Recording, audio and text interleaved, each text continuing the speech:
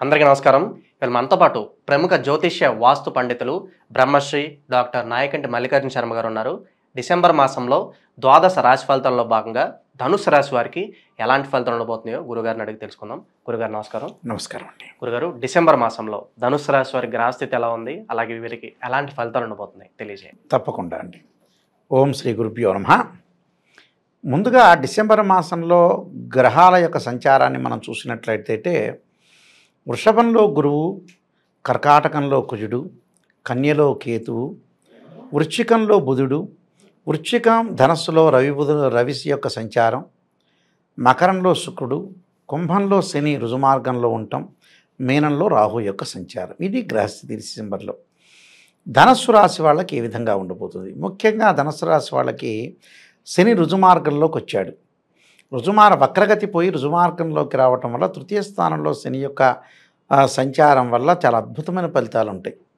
అంటే అన్నదమ్ముల మధ్యలో అవినాభావ సంబంధం ఏర్పరచుకోవటం, అన్నదమ్ముల మధ్యలో అక్కచెల్లెల మధ్యలో సఖ్యత, అలానే డబ్బుకు సంబంధించిన లావాదేవీలు కానీ వాటిల్లో కానీ ఆర్థిక సంబంధాలు ఏదైతే ఉంటాయో అవన్నీ కూడా బలపడే అవకాశాలు ఎక్కువ ఉంటాయి.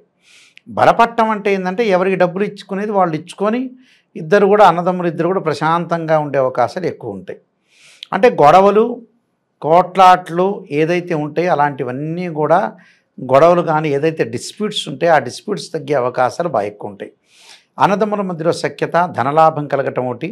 అన్నదమ్ములు కూడా ఒకే వ్యాపారాన్ని చేయటం, వ్యాపారంలో భాగస్వామ్యం అన్నదమ్ముల ఇద్దరు కూడా భాగస్వామ్యంగా ఉండి వ్యాపారంలో ముందుకు వెళ్ళే అవకాశాలు ఎక్కువ ఉంటాయి. అంటే వ్యాపార పరంగా అనుకూలంగా ఉంటుంది వీళ్ళకి. అంటే మంచి లాభాల బాటలు కలిగే అవకాశాలు ఎక్కువ ఉంటాయి. లాభాలు కలగటమే కాదు, అద్భుతమైన రిజల్ట్స్ వచ్చే అవకాశాలు ఎక్కువ ఉంటాయి. అంటే అనుకున్న పనులన్నీ కూడా నెరవేరే అవకాశాలు ఎక్కువగా ఉంటాయి. అంటే ప్రతి పనిలో కూడా విజయం సాధించడమే కాకుండా వాళ్ళు అనుకున్న కోరికలన్నీ కూడా సర్వత్రా విజయం లభించే అవకాశాలు ఎక్కువ ఉంటాయి. ప్రతి పనిలో కూడా విజయాన్ని సాధించే అవకాశాలు ఎక్కువగా ఉంటాయి. అంటే పెండింగ్ పనులన్నీ కూడా పూర్తి చేస్తారని అర్థం. అంటే తృతీయ స్థానంలో శని యొక్క సంచారం చాలా బాగుంది. అలానే గురువు యొక్క సంచారం. మరి గురువు ఎలా ఉన్నాడు? 6వ స్థానంలో గురువు ఉన్నాడు. శని డబ్బులు ఇస్తాడు, గురువు కొంత ఖర్చు పెట్టే అవకాశాలు ఉంటాయి. అంటే 25% వృధా ఖర్చులు కాకుండా వీళ్ళు కాపాడుకోవాలి. అంటే విద్యార్థులు చదువు పట్ల ఏకాగ్రత సాధించాలి. చదువు పట్ల విజయం సాధించడానికి కొంత గురుబలం అనేది తక్కువగా ఉంది కాబట్టి మనం చివరిలో పరిహారాలు చెప్తాను నేను. ఇక్కడ ఏదైతే గురువు వల్ల ఏంటంటే డబ్బులు ఖర్చు అయ్యే అవకాశాలు ఉంటాయి. అంటే 25% వృధా ఖర్చులు కాకుండా వీళ్ళు కాపాడుకోవాలి. మిగతా ఖర్చులు కూడా అవుతాయి, కానీ అవి మంచి కోసం ఖర్చు అవుతాయి. మంచి కోసం ఖర్చు అవ్వడంలో తప్పేమీ లేదు వీళ్ళు. అయితే ఆ మంచి కోసం ఏం ఖర్చు అవుతుందంటే పిల్లల యొక్క చదువుల గురించి, పిల్లల యొక్క పెళ్ళిళ్ళ గురించి వీళ్ళు డబ్బులు ఖర్చు చేస్తారు. అది జీవితంలో ఏ రోజైనా కూడా అది సాధించాల్సిందే కాబట్టి గురువు కొద్దిగా మిశ్రమైన ఫలితాన్ని ఇచ్చే అవకాశాలు ఎక్కువ ఉంటాయి. ఆ 25% అదనపు ఖర్చులు ఏదైతే ఉంటుందో ఆ ఖర్చులను తగ్గించుకోవటం చాలా మంచిది. అలానే ద్వితీయ స్థానంలో శుక్రుడి యొక్క సంచారం. ద్వితీయ స్థానంలో శుక్రుడి యొక్క సంచారం వల్ల ఏదైనా సరే విందులు వినోదాలు శుభ కార్యక్రమాల్లో పాల్గొనటం, పెళ్లి ప్రయత్నాలు సఫలీకృతం కావటం, మంచి కుటుంబం నుంచి అబ్బాయి కానీ అమ్మాయి కానీ రావటం, మంచి ప్రవర్తన కలిగిన అమ్మాయి కానీ వధువు కానీ వరుడు కానీ రావటం వంటి పెళ్లి సంబంధాలు కలిసి వచ్చే అవకాశాలు ఎక్కువ ఉంటాం. బంధువులతో స్నేహితులతో కొంత సహనంగా ఉండాలి. అలానే బంధువులతో స్నేహితులతో సహనంగా ఉండటమే కాదు, వాళ్ళు కొన్ని సంబంధాలు తెచ్చే అవకాశాలు కూడా ఇక్కడ ఎక్కువగా ఉంటాయి. అంటే పెళ్లి సంబంధాలు, అంటే పెళ్ళి అనేది జీవితంలో ముఖ్యమైన ఘట్టం కాబట్టి జీవితంలో పెళ్ళి అనేది చాలా ఇంపార్టెంట్ విషయం కాబట్టి ఆ సంబంధాలు గతంలో ఏదైతే బంధువులతో గొడవలు పడ్డ వ్యక్తులు ఉంటారు ఈ రాశి వాళ్ళు, మళ్ళీ ఈ సంబంధ బాంధవ్యాల ద్వారా అందరూ ఏకమవుతారు. అంటే అరమరికలు లేకుండా సర్దుబాటుతనంతో ముందుకు వెళ్ళే అవకాశాలు ఎక్కువగా ఉంటాయి. అంటే లౌకిక ప్రపంచం కాబట్టి ఏదో రకంగా సర్దుబాటు చేసుకొని తీరాలి జీవితంలో. మన సంఘంలో ఉన్నప్పుడు అందరినీ కలుపుకొని ముందుకెళ్ళటమే సంఘంలో ఉండే విషయం. కాబట్టి ఇలాంటి విషయాల్లో వాళ్ళు మంచి కావటం కూడా మంచిదేగా, సర్వేజన సుఖినోభవంతు అంటారు. అందువల్ల శుక్రగ్రహం కూడా ఒక రకంగా బాగుందని చెప్పుకోవచ్చు. అయితే ముఖ్యంగా అష్టమ స్థానంలో కుజుడి యొక్క సంచారం. ఆరోగ్యపరంగా ఇబ్బందులు కలుగుతాయి.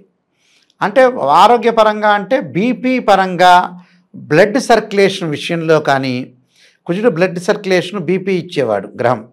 అలానే ప్రమాదాలు, మిస్యాప్ అంటే నీటి మీద ఉండొచ్చు, సముద్రం మీద ఉండొచ్చు, ప్రయాణం చేసేటప్పుడు ఉండొచ్చు, మన సొంత కారులోనే కాదు ట్రైన్లో వెళ్ళేటప్పుడు ఉండొచ్చు, బస్సులో ఉండేటప్పుడు ఉండొచ్చు, రోడ్డు దాటేటప్పుడు కూడా ఉండొచ్చు. రోడ్డు దాటేటప్పుడు కూడా గుద్దిన తర్వాత నువ్వు రోడ్డు దాటాలా అని చెప్పే మహానుభావులు కూడా ఉన్నారుగా మనకి.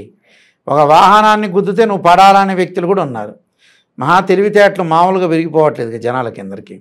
ఈ మోడల్లో కొంత మీరు రోడ్డు దాటేటప్పుడు కానీ గ్యాస్ట్రిక్కి సంబంధించిన విషయాలు, అంటే గ్యాస్ సంబంధించిన ట్రబుల్ విషయంలో కూడా జాగ్రత్తగా ఉండాలి. అంటే లివర్ సంబంధించిన ప్రాబ్లం ఎవరైతే ఉంటారో అలాంటి వాళ్ళు కూడా కొద్దిగా జాగ్రత్తగా ఉండి అప్రమత్తంగా ఉండాలి. అంటే ఎందుకంటే కుజుడు బాగాలేదు కాబట్టి. అలానే భూ సంబంధమైన వ్యవహారాల్లో కూడా కొంత మోసపోయే అవకాశాలు ఉన్నాయి. మనం భూములు కొన్నా, పొలాలు కొన్నా దానికి లింక్ డాక్యుమెంట్స్ చూసుకోకుండా వెంబడే బిల్డర్కి డబ్బులు ఇవ్వటం, ఇలాంటివి కూడా వీళ్ళకి జరిగే అవకాశాలు ఉంటాయి. నమ్మిన వారు వీళ్ళని మోసం చేసే అవకాశాలు ఉంటాయి. ఆ నమ్మిన వారు మోసం చేసుకోకుండా చాలా జాగ్రత్త వివరించి ముందుకు వెళ్ళాలి, లేకపోతే ఇబ్బంది పాలయ్యే అవకాశాలు ఎక్కువ ఉంటాయి. ఎందుకంటే అష్టమ స్థానంలో కుజుడు మంచివాడు కాదు. అష్టమ స్థానంలో కుజుడు ఏంటంటే గోచారిత్యం 3, 6, 11 స్థానంలో కుజుడు మంచివాడు కాబట్టి ఇక్కడ మంచివాడు కాదు. కాబట్టి వీళ్ళు అప్రమత్తంగా ఉండాలి. భూ సంబంధమైన వ్యవహారాలు కానీ, రియల్ ఎస్టేట్ కానీ, కెమికల్ కంపెనీ కానీ, మెడికల్ ల్యాబొరేటరీస్ కానీ, ఏదైనా వ్యాపారం పెట్టేటప్పుడు వాడెవరో ప్రోత్సహిస్తుంటాడు, నువ్వు డబ్బులు పెట్టి నేను చూస్తుంటానని, వడ్డీలకు ఇవ్వు నేను ఇస్తాలే, 3 రూపాయలకి 5 రూపాయలకి వాటికి ఇంట్రెస్ట్కి ఇస్తానంట. వీడు మోసపోవటం, వెళ్ళిపోవటం, వాడు ఐపీ పెట్టడం, పరారు కావటం, అలాంటి విషయాల్లో మటుకు డబ్బులు ఎక్కడ కూడా చేజార్చుకోవద్దండి. డబ్బులు చేజార్చుకుంటే గోడకేసిన సున్నం లాంటిది. ఆ సున్నమన్న కనపడుతుంది, ఆ మనిషి కూడా కనపడ్డా అక్కడ. అందువల్ల ఫైనాన్షియల్ ట్రబుల్ రాకుండా చూసుకోండి. ఫైనాన్షియల్ పరంగా ఎలాంటి ప్రాబ్లమ్స్ లేకుండా చూసుకోవటం అనేది చాలా మంచిది. దాని తర్వాత మిగతా గ్రహాలను మనం పరిశీలన చేసినట్లయితే వ్యయ స్థానంలో బుధుడు. వ్యాపారం పెట్టండి, ఎక్కువగా డబ్బులు పెట్టద్దండి. మితంగా పెట్టుబడి పెట్టండి. వ్యాపారాన్ని కొనసాగించండి. జాయింట్ వ్యాపారం అనేది కలిసి వచ్చే అవకాశం లేదు. కేవలం ఇక్కడ ఏంటి, అన్నదమ్ముల మధ్యలోనే జాయింట్ వ్యాపారం కలిసి వస్తుంది వీళ్ళకి. బయట వాళ్ళు తీసుకొచ్చి మేము కూడా పెట్టుబడి పెడతామంటే నమ్మొద్దండి. నమ్మినట్టు మాత్రం నటించండి కానీ పరిపూర్ణంగా నమ్మొద్దండి. విలువైన ఆభరణాలు, దుస్తులు కొనుగోలు చేయటం, గృహ ఉపకరణ వస్తువులు, బీర్వాలు, ఫర్నిచరు, సోఫాలు ఇలాంటివన్నీ కూడా కొనుగోలు చేస్తారు వీళ్ళు. సరే, కొనుగోలు చేయటం అనేది సహజంగా చేస్తూనే ఉంటారు, దానిలో మంచిది. అయితే ఉద్యోగ భద్రత అవసరం వీళ్ళకి. ఉద్యోగపరంగా బాగుంటున్నా ఉద్యోగంలో ఏదో రకమైన అభద్రతా భావం అనేది బాగా ఎక్కువ ఉంటుంది. అభద్రతాభావం అంటే ఏదో నన్ను పీకేస్తారో, ఉంచేస్తారో, లేదా అధికారుల యొక్క ఒత్తిడి, ఇలాంటి విమర్శలకు గురి కావటం, అవమానాలకు గురి కావటం, ఒక స్త్రీ మూలకంగా గొడవలు జరగటం. అలా ఉన్న స్త్రీల విషయంలో కూడా కొద్దిగా జాగ్రత్తగా ఉండాలి. అంటే అందరు స్త్రీలని కాదు, చెడ్డవాళ్ళు ఉంటారు, మగవాళ్ళలో మంచివాళ్ళు ఉంటారు, స్త్రీలలో చెడ్డవాళ్ళు ఉంటారు, మంచివాళ్ళు ఉంటారు. కొద్దిగా జాగ్రత్త వివరించి ఒత్తిడికి గురి కాకుండా ప్రతి విషయాన్ని కూడా కొంత ఆలోచన చేసి ఆకలింపు చేసుకొని ముందుకు వెళ్ళాలి. ఇది దానికి దశమంలో కేతు కూడా కారణమే. వృత్తిపరంగా, ఉద్యోగపరంగా కూడా కొద్దిగా ఇబ్బందులు గురి కాకుండా చూసుకోవటం అనేది చాలా ఇంపార్టెంట్. అలాగా ప్రతిదాన్ని ఆలోచన చేసి 10 మందిని సలహాలు తీసుకొని ముందుకెళ్ళటం చాలా ఇంపార్టెంట్. భూ సంబంధమైన వ్యవహారాలు కూడా చాలా జాగ్రత్త ఉండవు. 1-2 సార్లు పరిశీలన చేసి ముందుకెళ్ళాలి.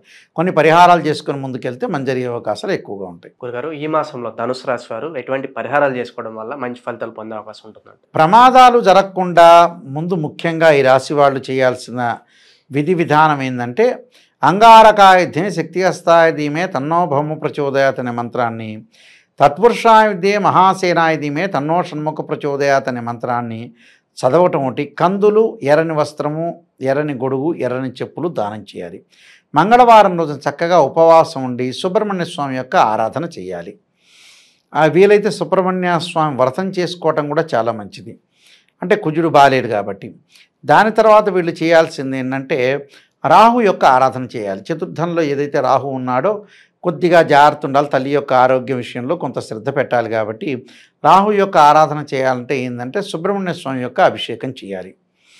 తత్పురుషాయ విద్యే మహాసేనాయ ధీమే తన్నో షణ్ముఖ ప్రచోదయాత్ అర్ధకాయ మహావీరం చంద్రాదిత్యమర్ధనం సింహకా గర్భసంభూతం తం రాహుం ప్రణమామ్యం అనే మంత్రాన్ని చక్కగా చదువుకోవటం వల్ల కూడా వీళ్ళకి మంచి జరుగుతుంది. వీలైతే సోమవారం శివాలయాలకు దర్శనం చేయటం ఒకటి, ఓం నమః శివాయ పంచాక్షరి చేయటం వల్ల కూడా చాలా అద్భుతమైన రిజల్ట్స్ వచ్చే అవకాశాలు గ్యారంటీగా ఉంటాయి. అంటే ఇవన్నీ కూడా పాటిస్తే వీళ్ళకి మంచి జరిగే అవకాశాలు ఖచ్చితంగా ఉంటాయి. డిసెంబర్ మాసంలో ధనుసు రాశి వారికి ఎలాంటి ఫలితాలు ఉంటాయి, అలాగే వీరు చేసుకోవాల్సిన పరిహారాలు తెలియజేసినందుకు ధన్యవాదాలు.